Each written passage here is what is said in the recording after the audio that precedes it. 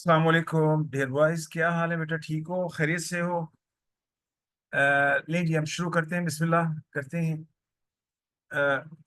Last जो lesson था हमारा, उसमें हमने अ, उसमें हमने पढ़ा ये था कि जो रिएक्टिव मेटल्स के कंपाउंड्स होते हैं ना, रिएक्टिव मेटल्स के कंपाउंड होते हैं वो कंपैरेटिवली ज्यादा स्टेबल होते हैं। ज्यादा स्टेबल होते हैं, उनको टेम्परेचर ज्यादा चाहिए। उनको जब आप तोड़ते हो हीट कर कर, तो उनकी प्रोडक्ट्स कम बनती हैं या बनती नहीं।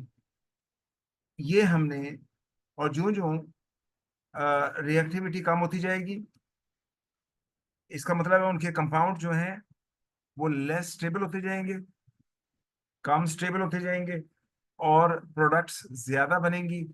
मतलब है ये लिंक था।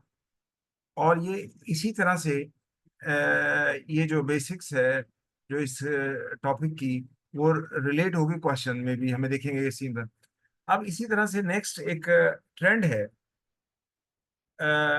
Reduction of metal oxide with carbon. Next topic is this,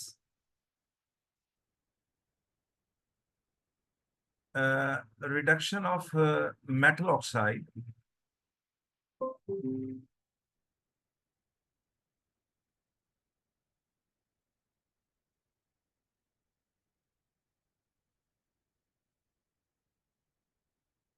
reduction of metal oxide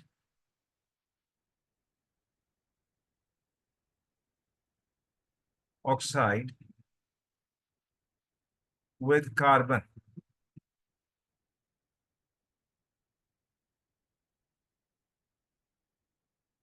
ये टॉपिक है, और ये भी रिएक्टिविटी से है। ये भी रिएक्टिविटी से है। अच्छा, रिडक्शन का आपको आइडिया है? रिडक्शन की रिडक्शन की डेफिनेशन क्या होती है? अच्छा, आप में से कोई मुझे बता सकते हैं कि रिडक्शन की डेफिनेशन क्या होती है? Any one from the class, please raise your hand if you no.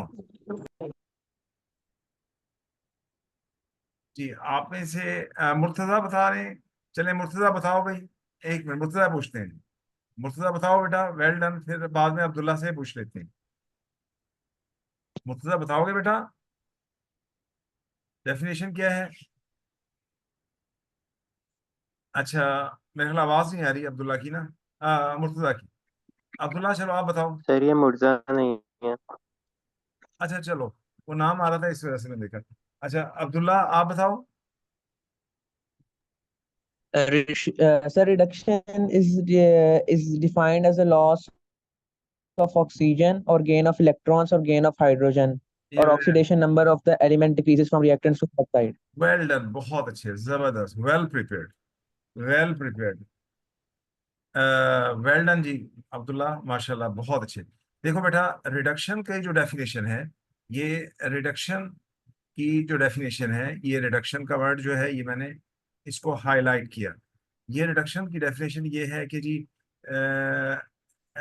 Gain of hydrogen और गेन ऑफ इलेक्ट्रॉन और लॉस ऑफ ऑक्सीजन और oxidation number decreases from reactant to product side. ये बड़ा detail में हमने पढ़ा, और अब्दुल्ला ने बिल्कुल सही तौर पर हमें बताया। ले, अब इसको हम करते हैं। Number one. अच्छा, इसमें थोड़ा सा आपने जहन में रखना है।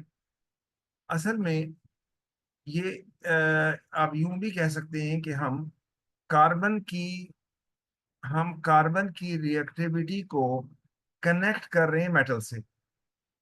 कार्बन की रिएक्टिविटी को कंपेयर कर रहे हैं मेटल से।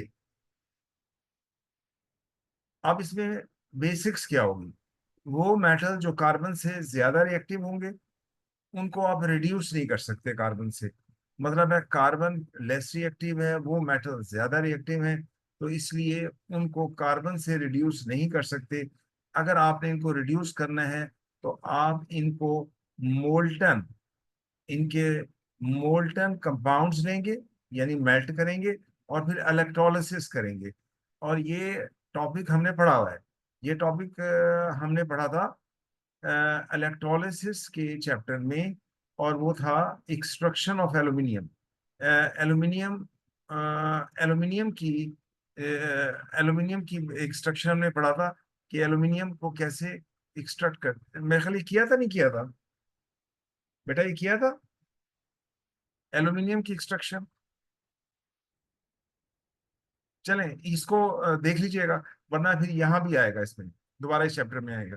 देखिए जी, अब पहला जो नंबर है वो है के, पहला जो स्लॉट है वो है के से लेकर एल, ये स्लॉट है। ये जो मेटल्स हैं ये रिएक्टिव हैं, और इन मेटल के ऑक्साइड को आप रिड्यूस नहीं कर सकते कार्बन से, क्योंकि ये मेटल ज्यादा रिएक्टिव है, कार्बन कम रिएक्टिव है। तो इनको अगर रिड्यूस करना है तो इनके मोल्टन कंपाउंड्स लेते हैं और उसकी इलेक्ट्रोलिसिस करते हैं, तो ये शो कर रहे हैं कि ये कार्बन से ज्यादा रिएक्टिव है। तो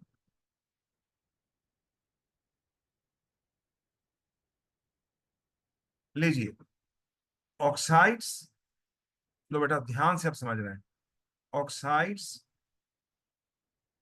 ऑफ दीज मेटल्स, और दीज मेटल्स का मतलब है के से एल, these metals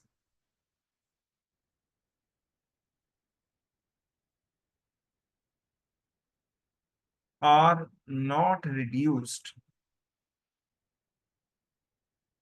बेटा एक एक चीज नोट डाउन करें, एक एक चीज नोट डाउन करें ताकि याद हो चीजें। असल चीज होता है तैयारी, तैयारी तब बेहतर होती है जब आप लिखते भी हो, जब लिखते भी हो। Are not reduced by carbon, भाई कार्बन से आप इनको रिड्यूस नहीं कर सकते।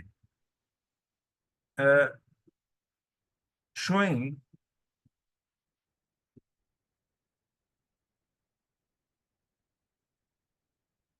मोर reactive, more reactive nature than that of carbon, यानी ये कार्बन से ज्यादा रिएक्टिव है, इसलिए इनको रिड्यूस नहीं कर सकते। अब इनको रिड्यूस नहीं कर सकते मतलब क्या है इसका, जैसे कि अब्दुल्ला ने हमें बताया कि जी डेफिनेशन ये है, गेन ऑफ हाइड्रोजन और लॉस ऑफ ऑक्सीजन। यहाँ पे जो अप्लाई होगा मतलब है हम इसमें से ऑक्सीजन को नहीं निकाल सकते कार्बन की मदद से, तो क्योंकि ये रिएक्टिव ज्यादा हैं, और कार्बन लेस रिएक्टिव है, कार्बन में इतनी ताकत नहीं है कि इनमें से ऑक्सीजन को निकाले। तो अगर आपने इनमें से इनको रिड्यूस करना है तो भाई इनको इलेक्ट्रोलिसिस करें इनके मोल्टन कंपाउंड्स की। तो if in order to reduce them, तो इसका हल क्या है, in order to reduce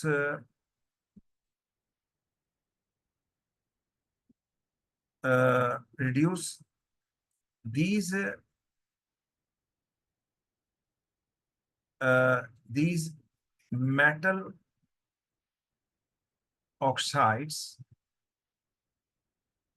are melted, भाई इसको मेल्ट करें, इसको मेल्ट कर लें, एंड डू इलेक्ट्रोलिसिस, और भाई इलेक्ट्रोलिसिस करो बेटा। इलेक्ट्रोलिसिस करेंगे तो फिर होगा, जब हम इसको मेल्ट करके करेंगे, और आपको पता है मेल्ट, ये जो इलेक्ट्रोलिसिस के जी ये मलिक साद बताएं भी बेटा, क्या मसला है बताइए, कोई क्वेश्चन पूछ रहे हैं आप?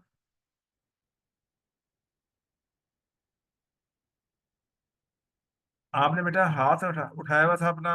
अरे ये हमारी क्लास का ये आपकी क्लास का? है ही नहीं सर, ये कोई साथ है ही नहीं केमिस्ट्री का स्टूडेंट। अच्छा बेटा फिर आप ये फिर इसको क्लास को लीव कर दो। साथ बेटा आप क्लास में हो ही नहीं तो आप इसको लीव कर दें, मीटिंग को। अच्छा, तो these metal oxide are melted and do electrolysis, और ये ना इलेक्ट्रोलिसिस के चैप्टर में हमने ना lead two lead two oxide वगैरह की, ये जो ये लेड टू ब्रोमाइड की मेल्टेड फॉर्म में इलेक्ट्रोलिसिस की एग्जांपल की है। और यहाँ पे भी वो मेल्टेड की आएंगी एग्जांपल इंशाल्लाह, वहां भी की है, यानी दोनों जगहों पर आएंगी, कॉमन है। तो ये लो जी, सेकंड। अब इसमें इसका मतलब इसकी कोई इक्वेशन नहीं होगी, इलेक्ट्रोलिसिस करेंगे, कार्बन के साथ कोई रिएक्शन नहीं है इसका। अब आ जाते हैं सेकंड पर।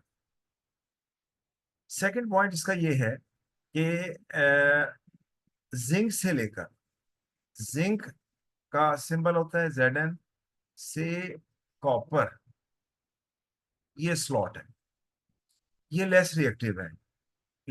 इसलिए इनके जो ऑक्साइड्स हैं इनको रिड्यूस कर सकते हैं आप कार्बन से। दे आर लेस रिएक्टिव,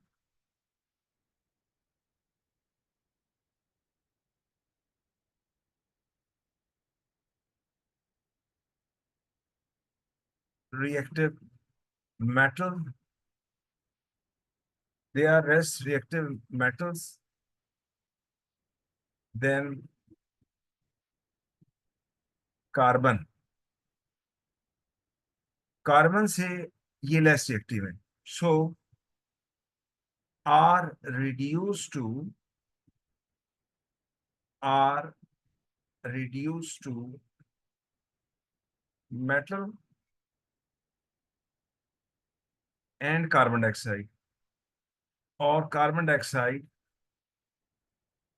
बन जाती है, यानी इनकी ऑक्सीजन को हम निकाल देते हैं।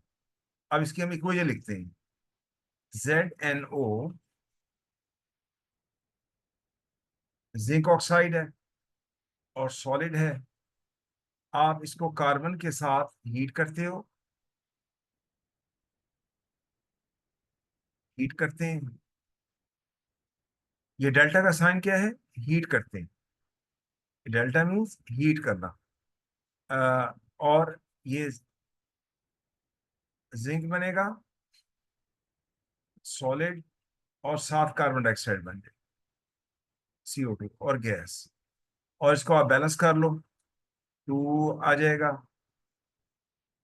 जिंक दो हो जाएंगे, ऑक्सीजन भी 2 हो जाएंगे, और जिंक यहाँ 2 लगा दो, बैलेंस हो जाएगी। तो दिस रिएक्शन शोज कि ये जो स्लॉट है, ये कार्बन ज्यादा रिएक्टिव है और ये कम रिएक्टिव है। अच्छा, इसका मतलब है जो ऊपर वाला रिएक्शन है वो शो करता है कि कार्बन लेस रिएक्टिव है, ये ज्यादा रिएक्टिव है। तो ये मैं यहाँ पे लिख भी देता हूँ, वैसे तो मैंने बता दिया था, ओरली आपको बता दिया था, लेकिन लिखा नहीं था। लिख भी लो बेशक। इसका मतलब है दीज मेटल, या वो, ये मैं ऊपर वालों की बात कर रहा हूँ, ये मैंने वैसे बता दिया था ओरली, लेकिन लिखा नहीं यहाँ पर कि these metals are more reactive than carbon. ये ये ट्रेंड ये शो करता है कि these metals are more reactive than carbon.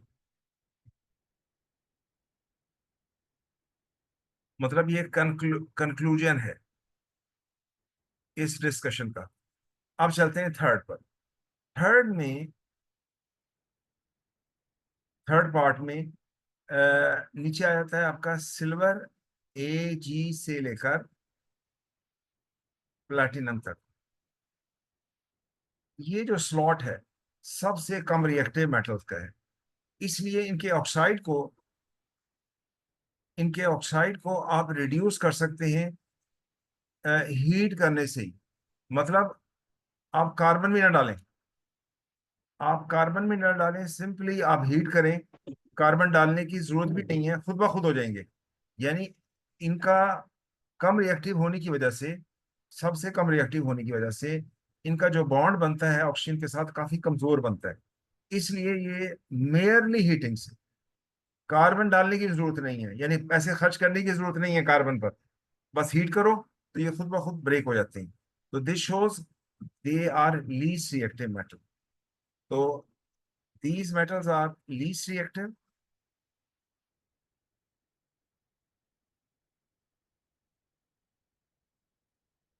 are least reactive because their oxides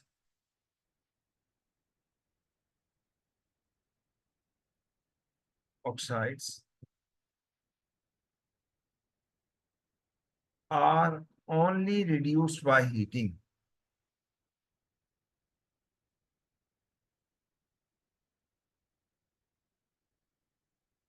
By heating.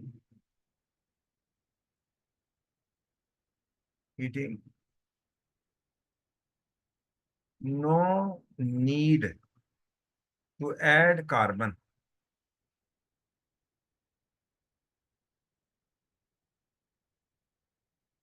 Carbon डालने की जरूरत ही नहीं है। अच्छा, अब हम इसकी इक्वेशन बना लेते हैं। जैसे सिल्वर Ag, इसके ऊपर +1 होता है, Ag2O, Ag2 हो, सिल्वर ऑक्साइड, सिल्वर ऑक्साइड, और ये सॉलिड है। आप हीट कर रहे हो, हीट का साइन क्या होगा? डेल्टा। डेल्टा का मतलब है हीट, और ये बनाएगा Ag, अलग हो जाएगा, सिल्वर बन जाएगा, और साथ O2 अलग हो जाएगा, ये अलग हो जाएगा। और इसको बैलेंस कर लो आप, तो यहाँ पे आप 2 लगा दो, तो ये 2 लगाने से O भी 2 हो जाएगा, तो ये 2 पहले O2 के साथ पहले ही 2 हैं, और यहाँ पे 4 लगा दो, और दिस इज बैलेंस। लो बेटा, मुझे बताइए कि यहाँ तक कोई कंफ्यूजन किसी को? सर इसके अंदर वो लेड के साथ क्या होगा?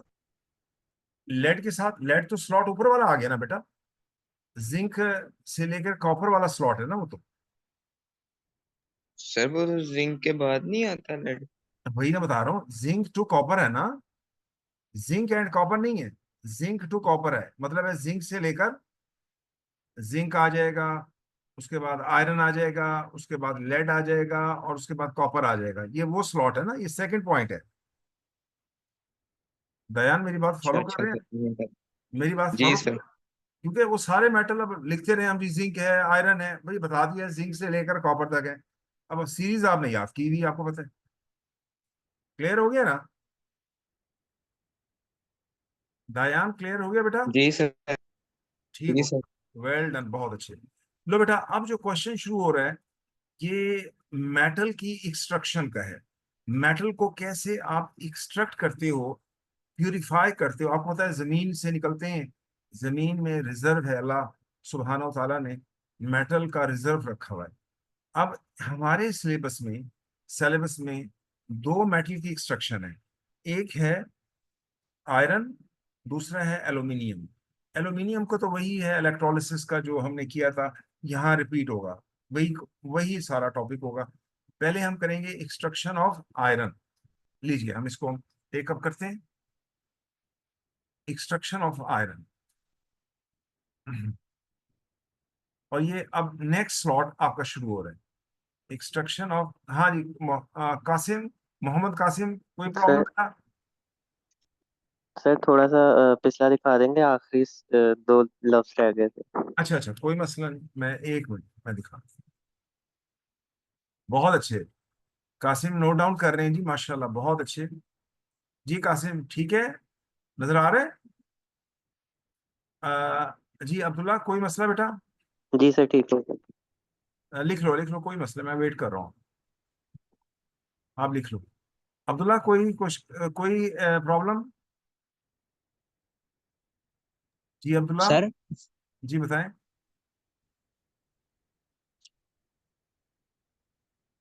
सर जी बताएं बताएं, मैं सुन रहा हूँ बात आपकी।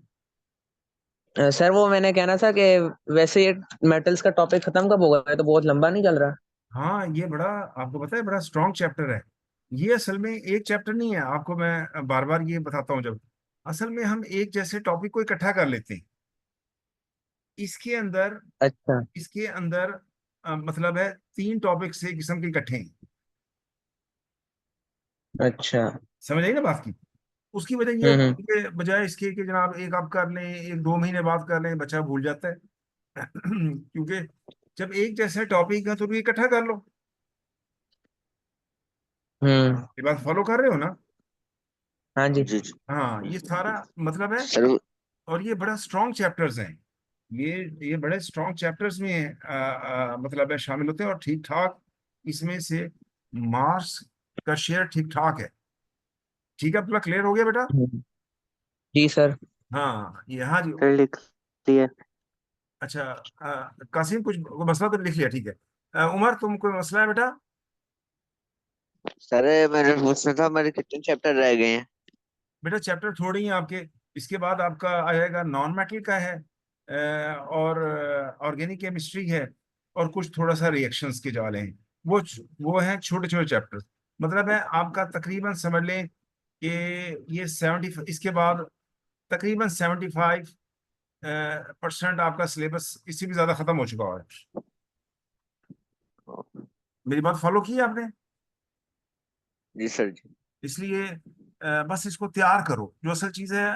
क्योंकि सिलेबस, हमारी कोशिश होगी कि आपके जो इंशाल्लाह मिड टर्म जो हो उसमें 100% सिलेबस होगा सारा। मतलब है उससे पहले हमने कवर भी करना है और कुछ पास पेपर्स भी करने हैं, ये हमारा टारगेट होगा।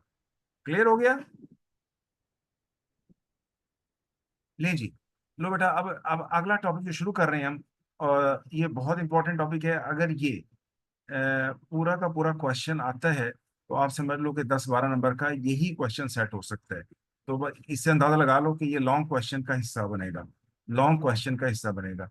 तो ये है जी एक्सट्रैक्शन ऑफ आयरन, कि आयरन को आपने कैसे प्यूरिफाई करना है, निकालना है जमीन से, ये सारा एक्सट्रैक्शन ऑफ आयरन। ये अच्छा, अब जनाब एक्सट्रैक्शन ऑफ आयरन में पहला जो इसमें होगा कि इसकी जमीन से जो निकलता है, आपको पता है ओर्स होती है। तो इसकी जो ओर्स कई हैं, लेकिन एक जो हमें याद होनी चाहिए, ये आयरन ओर कौन सी है, वो है हेमाटाइट।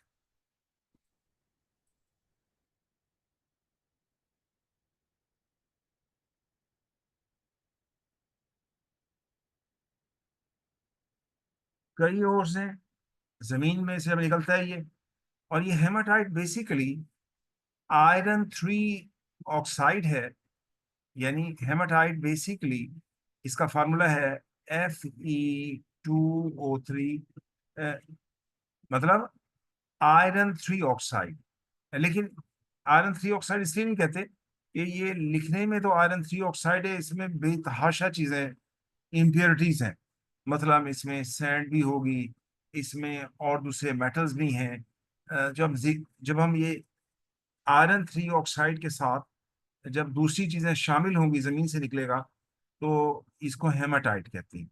तो वैसे लिखने में हम Fe2O3 होता है। ये Fe2 का मतलब, Fe2O3 का मतलब ये नहीं है कि ये प्योर Fe2O3 है। इसमें रेत होती है, सैंड बहुत ज्यादा होती है, बहुत ज्यादा, जमीन में सैंड बहुत ज्यादा है।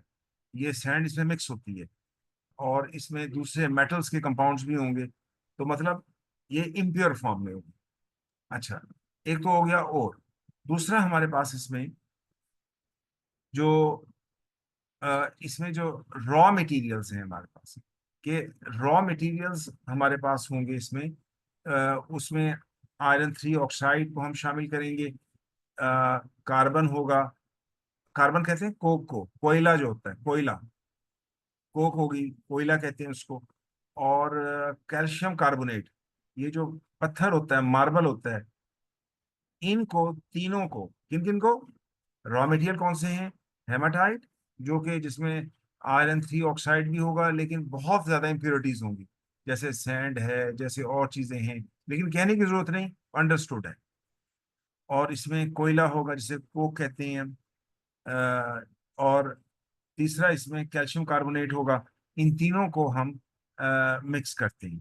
तो वो मैं बाद में आपको बता भी दूंगा। तो इसका जो मेथड है, इसमें जो मेथड इस्तेमाल करते हैं वो और इसका, और ये हो गया। और मेथड का जो नाम है हमारा इसमें, वो है ब्लास्ट फर्नेस मेथड।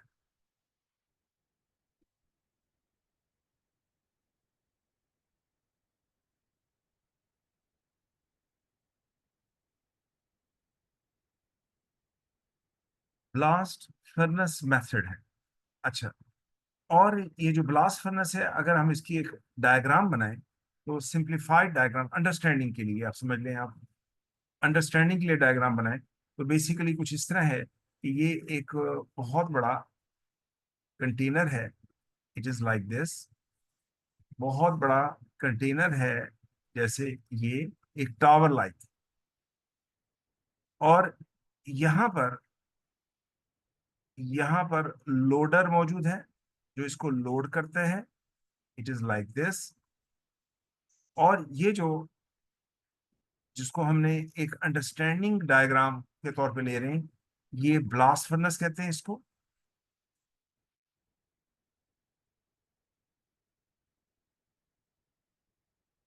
फर्नेस कहते हैं भट्टी को, जिसमें कि मेटल्स को पिघलाते हैं।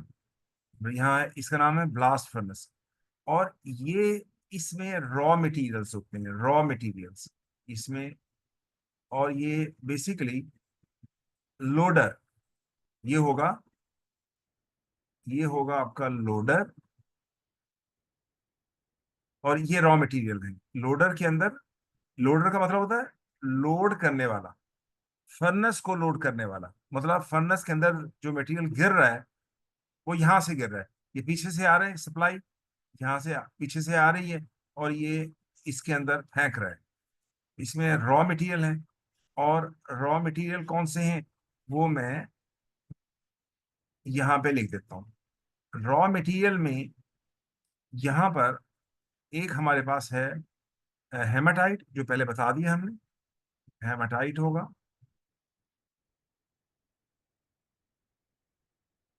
इसमें कोक होगा,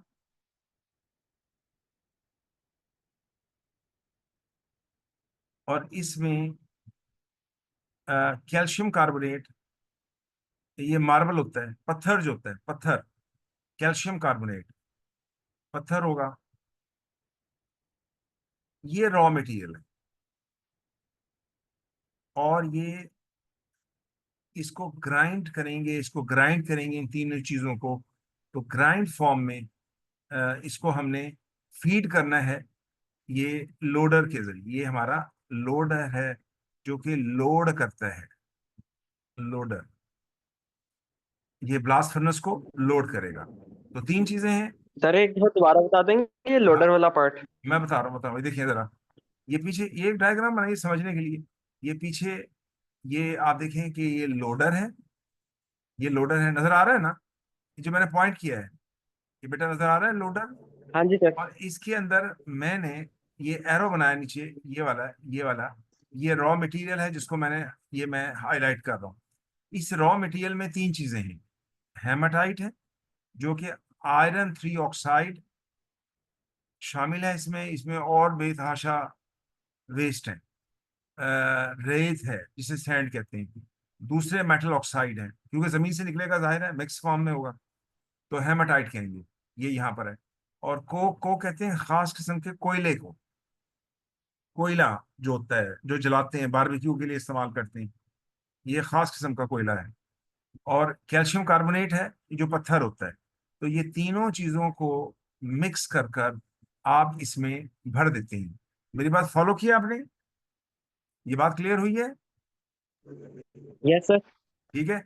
अब जब इस लोडर में जब डालना होगा तो इसके यहाँ पर एंट्रेंस होगी, यहाँ पर जो मैं एरो बना रहा हूँ, ये एरो, ये यहाँ पर इनलेट होगा। जब डालना होगा इनलेट खुलेगा और नीचे ये ड्रॉप हो जाएगा। तो इस तरह से ये टाइम इन अगेन इसको फीड किया जाता है।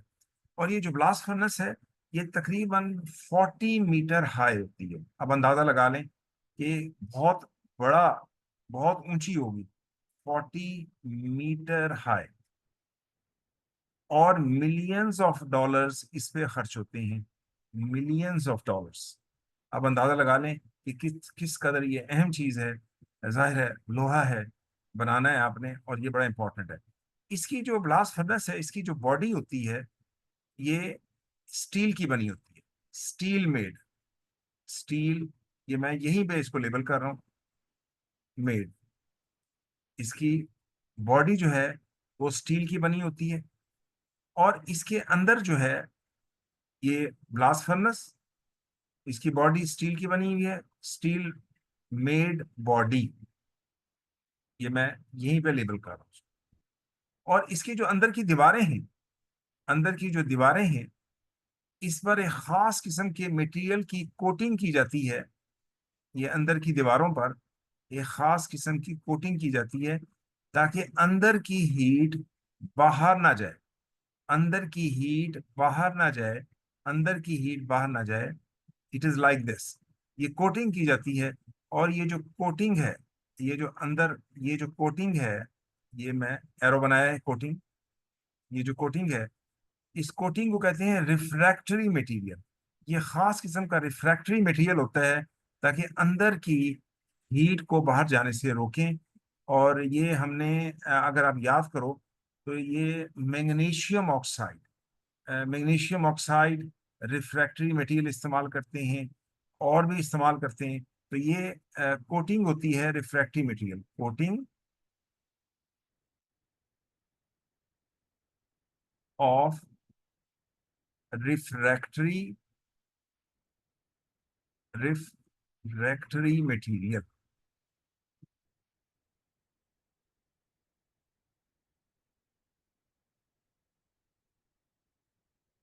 Material coating of refractory material, इसका इसका पर्पस क्या होगा रिफ्रैक्टरी मटेरियल का?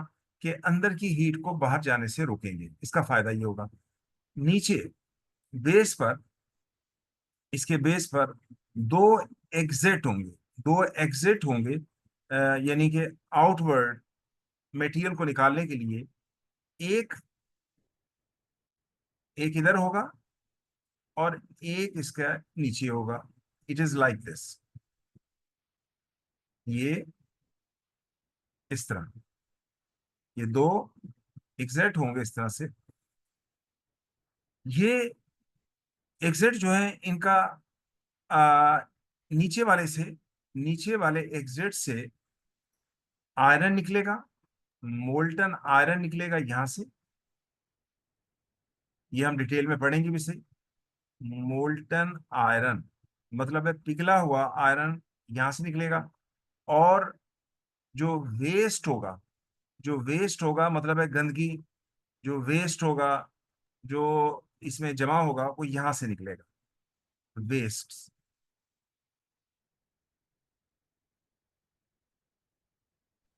वेस्ट। लो बेटा, यहां तक मैं इसको वाइंड अप कर रहा हूं, और इसको इसको हम फिर यहीं से कैरी ऑन करेंगे। मुझे बताइए कि यहां तक किसी को प्रॉब्लम हो तो बताएं।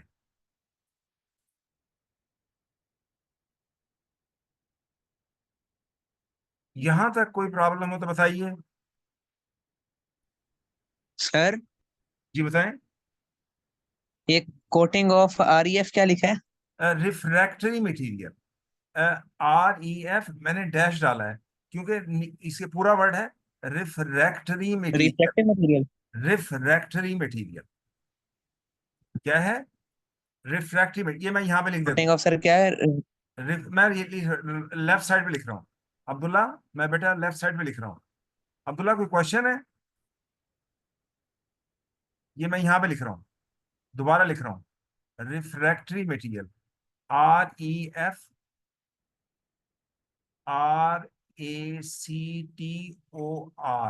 रिफ्रैक्टरी मटेरियल, ये मैंने लेफ्ट साइड पे लिखा। वो वही चीज मैंने इधर लिख दी है। इसका मतलब है refractory material means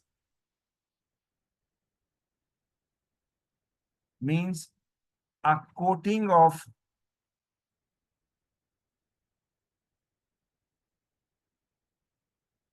insulating material, insulating, insulate कहते हैं हीट को रोकने वाला, insulating material which prevents which prevents outward flow of heat,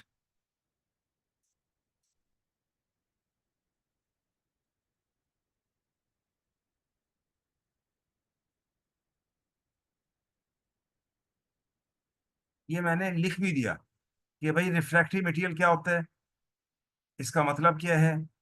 इसका मतलब ये है कि ये कोटिंग होती है इंसुलेटिंग मटेरियल की, जो कि आउटवर्ड फ्लो ऑफ हीट को प्रिवेंट करती है। बेटा मुझे बताएं, कोई कंफ्यूजन?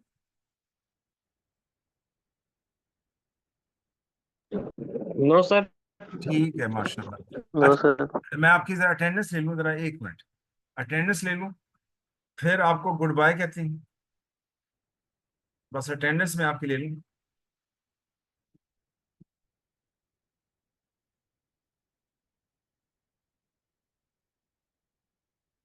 चले बेटा, थैंक यू वेरी मच, जजाकल्ला।